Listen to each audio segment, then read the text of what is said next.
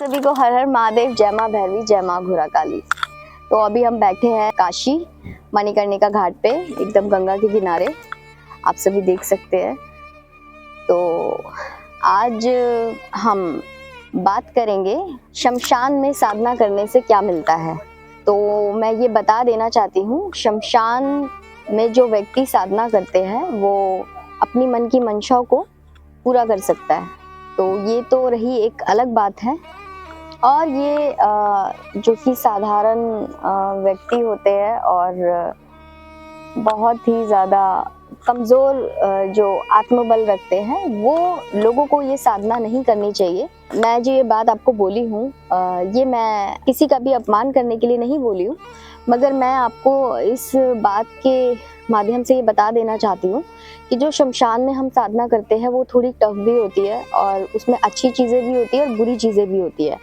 और शमशान एक ऐसी जगह है जहाँ से आपको बहुत कुछ मिलता भी है और बहुत कुछ आप गवा भी देते हैं। आप लोगों को इतना ही इस विषय में पता होता है कि आप लोग शमशान में साधना कर सकते हैं, किस प्रकार की साधनाएं कर सकते हैं। कई लोगों की सिर्फ ये मेंटालिटी है कि शमशान में बस हम भूत और प्रेत की ही साधना कर सकते हैं, पर ऐसा नहीं है। हम लोग शमशान में माता शमशान काली की साधना कर सकते हैं, बाबा भैरव की साधना कर सकते हैं।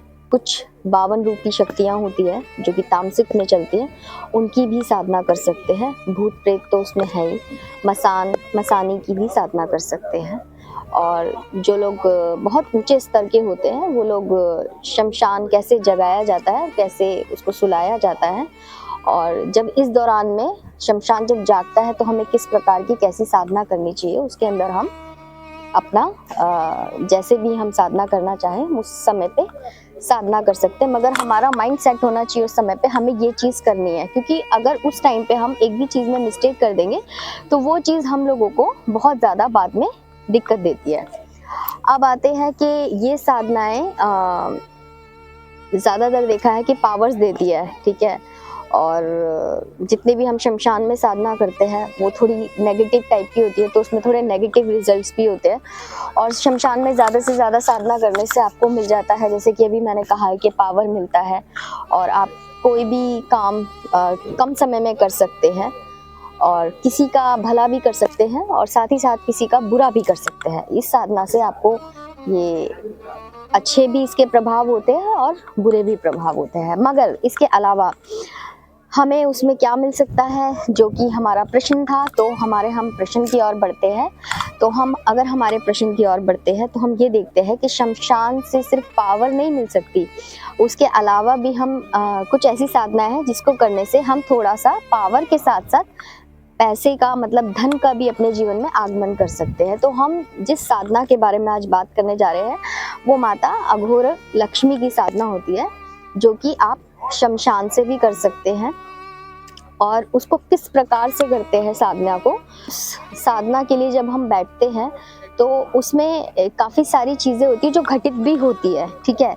तो वो चीज़ें आपको देखनी होती है कि हम जो चीज़ करने के लिए जा रहे हैं, जिस प्रकार की हम साधना करने के लिए जा रहे हैं, तो वो हमारे लिए आगे जाकर के क्या रिजल्ट देती है। तो ये साधना सिर्फ एक मंत्र से सिद्ध नहीं होता, इसके कम से कम 3 मंत्रम होते हैं जो कि आपको स्टेप बाय स्टेप करने होते हैं। मगर जब आपका 3rd मंत्र पूरा हो जाएगा, जब आपका मतलब पूरी तरीके से हो जाएगा, तीनों मंत्र कंप्लीट हो जाएंगे, तो जब आपका तीसरा मंत्र हो रहा होगा तो उसका पूरा का पूरा आपको फल जो होता है साधना का वो उसके अंदर मिलता है।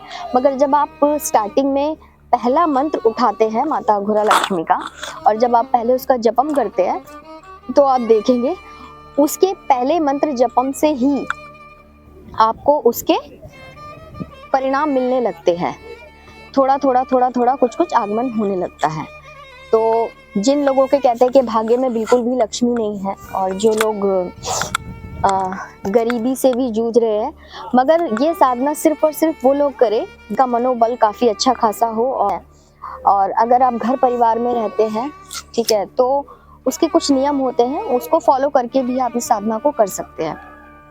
तो हम जैसे कि अभी बात किए हैं माता अघोर लक्ष्मी के बारे में कि हम उनकी साधना कैसे करें और हम उनकी साधना करने के बाद हमको क्या क्या फायदे मिलते हैं उसका यही है सबसे बड़ा तो कि माता अघोर लक्ष्मी की साधना करने से आपके घर में धन का आगमन होने लगता है। आपके जहाँ से भी पैसों से रिलेटेड जो भी काम होते हैं वो सारे बनने लगते हैं।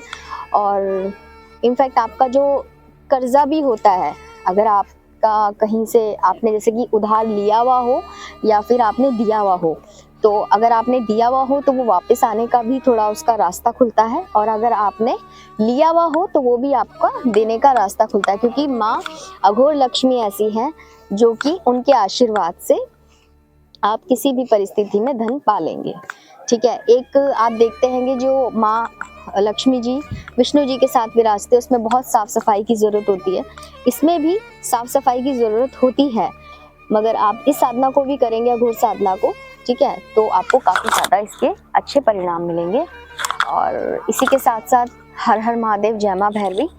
अगर आप सभी को मेरा ये इस विषय पे ये जो मैंने वीडियो बनाया ये अच्छा लगा हो तो कृपया करके आप सभी मुझे बताइएगा और अपनी विचारधाराएं प्रकट कीजिएगा। और जो भी ये बच्चे साधना करना चाहते हैं वो 10 महाविद्या भैरवी दरबार से जुड़े। और मैं अभी काशी मणिकर्णिका घाट में हूँ, और मैं जितने भी दिन हूँ मैं कोशिश करती रहूँगी कि समय निकाल के आपसे कुछ कुछ छोटी छोटी जानकारियाँ हैं जो शेयर करती रहूँ। आप सभी को हर हर महादेव, जय माँ भैरवी, जय माँ घोरकाली।